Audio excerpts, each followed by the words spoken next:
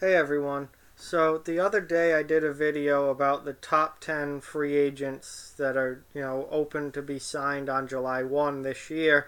Um, just guys that are, some of them are pretty big names. Obviously John Tavares leading the way, but guys who are definitely going to make an impact, definitely going to get pretty good sized contracts and make a be a big deal for their new team, so to say.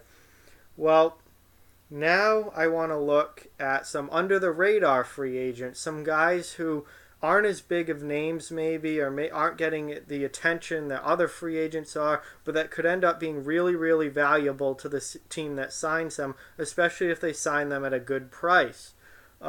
These are guys that won't get huge contracts, but are guys that could either be bottom six forwards or bottom pair defensemen who could actually end up being really valuable for their teams, whoever signs them. And as you guys know, if you watch this channel, I use note cards for everything. I've never really. That's what I've done because when I started this channel, I didn't want to be a carbon copy of the hockey guy, and I watch him a lot, and a lot of my early subscribers are also big fans of the hockey guy and watch him as well. I didn't want to rip him off or be a carbon copy of him, so whiteboard was his thing. Note cards was the thing that I did to not be exactly the same. But I have gone through so many note cards on this channel that it is time for a whiteboard. So I have brought out a whiteboard for the first time ever on this channel, and for longer lists, I'm probably going to use this whiteboard a lot more. I'll still do the note cards like I did in the last video about Brian Rust and JT Miller. When it's just something I can fit on one or two cards, easy to do, I'll do that. But in the case where it's a top 10 list or something longer that needs more attention to it, rather than going through a bajillion note cards, I'm going to use the whiteboard. So I put this list of 10 players who I think will be under the radar free agents on this whiteboard, along with their ages. And these are certainly not the only free agents that I think are going to be valuable or under the radar steals or anything like that. They're not ranked in any order. I don't think this guy's better than this guy or anything. It's just 10 guys who I think are going to be really valuable additions to a team for next season. Generally, if they're under the radar guys, in a bit of a lesser role, but somebody who could be really good on your fourth line or really solid as your sixth defenseman, something like that. So, let's get started with Michael Grabner. I put him up first. He's 30 years old, but Grabner is still an absolute speedster, and he can still score goals.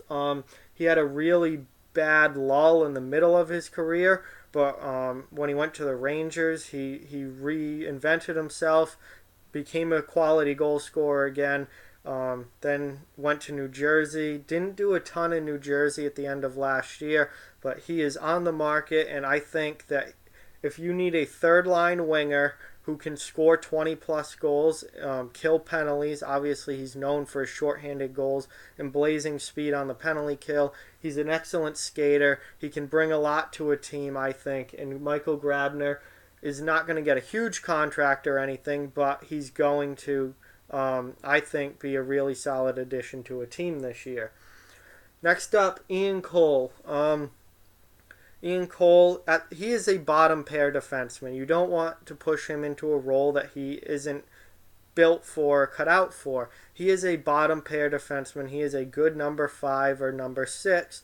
He's somebody you want playing, 17, 18 minutes a night. But he's a great shot blocker. He's extremely solid in his own end.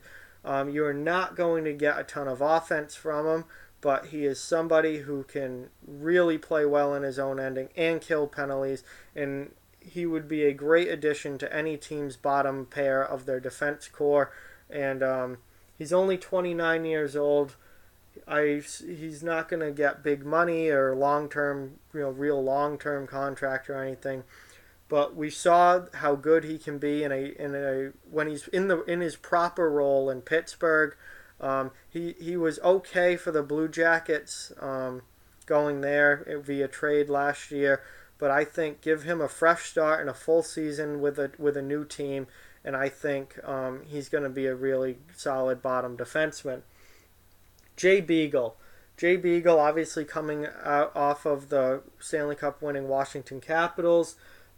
Jay Beagle is one of the best fourth liners in the league and has been for a number of years. He is incredibly good in the face-off dot.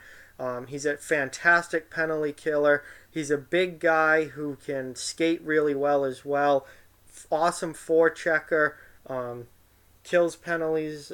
Just really, really solid fourth liner who can also bring a little offense. He's certainly not going to be a 20-goal scorer or anything like that, but as a fourth-line guy, he can bring some decent offense to the table, and I think he's absolutely one of the best fourth-liners in the league and a great center to have on your team. So any team looking for center depth, Jay Beagle's a guy to go after. Matt Calvert coming out of Columbus. 28 years old. He is a very solid energy player. He's not the biggest guy in the world. He's not great offensively, although he can score goals and he does put up solid points for a bottom six player. But he's a great energy guy and really valuable, I think, as a fourth line winger.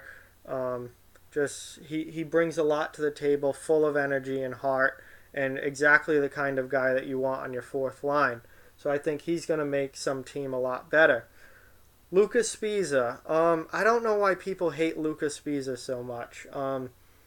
Maybe because when he came into the league with Philadelphia, he was supposed to be like a top four defenseman and like a good top four defenseman, and that never really panned out. He's kind of bounced around a lot in the league. Played for Vegas last year, and he's also had injury problems throughout his career, including last year. But he's only 28 years old, and if you bring in Luca Sbisa for your bottom pair as a seventh defenseman, he's going to be a really solid player to have there. When someone gets hurt, he can step in and play well. I think he'd be solid on any team's bottom six. He's certainly not a superstar. He's not flashy, but he's somebody who can play well enough in his own end and pass a good breakout pass, decent skater, just solid all-around defenseman, two-way guy who I think will never be maybe what he was supposed to be, but will still be a solid player on some team. Antoine Roussel coming out of Dallas. Roussel is a really, really good fourth liner. He's an incredible agitator. He really gets under the opponent's skin. He's willing to fight. He's willing to hit. He goes to the net. He can add some offense. He had some really good years in Dallas, even offensively. He struggled with injuries last year and the year before, which I think has put a real dent in his reputation and what people really see him as, because his last 2 years in Dallas haven't been great, and that's probably why he's not returning to Dallas. But he's only 28 years old, and I think he definitely has at least a few years left in him as a really solid fourth-line winger in the NHL, just because of the toughness, the agitation, and also the potential for offense that he brings. If he can stay healthy, I think he can be a really quality, real quality player for a team on their bottom line.